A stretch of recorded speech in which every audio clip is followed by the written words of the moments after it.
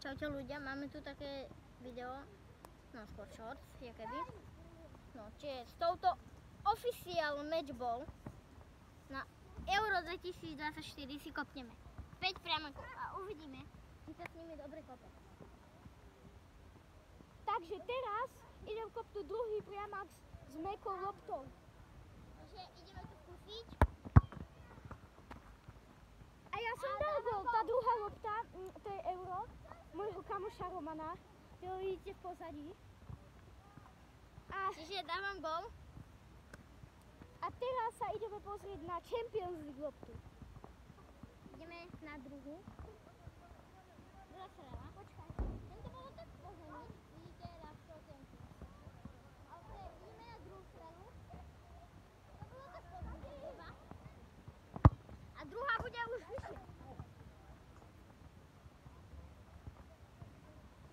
Takže ideme na Champions League loptu. Tak tiež gól. Kúkajte sa. Áno! Dávam gól!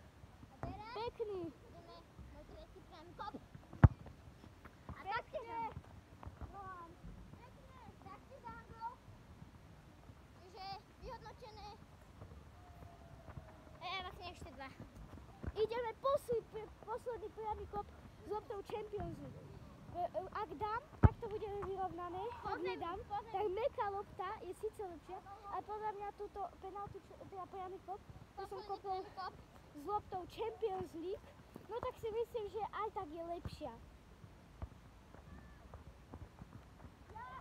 Takže ideme na to. A dávam gól. To bol Roman a teraz idem ja na Champions League loptu, ešte počkáme. Takže teraz Vyhodnotenie takže lopty sú vyrovnané, tejto lopty ale podľa mňa som je dal tak lepšia Champions League 80. lopta. Dajte like, odber a čus.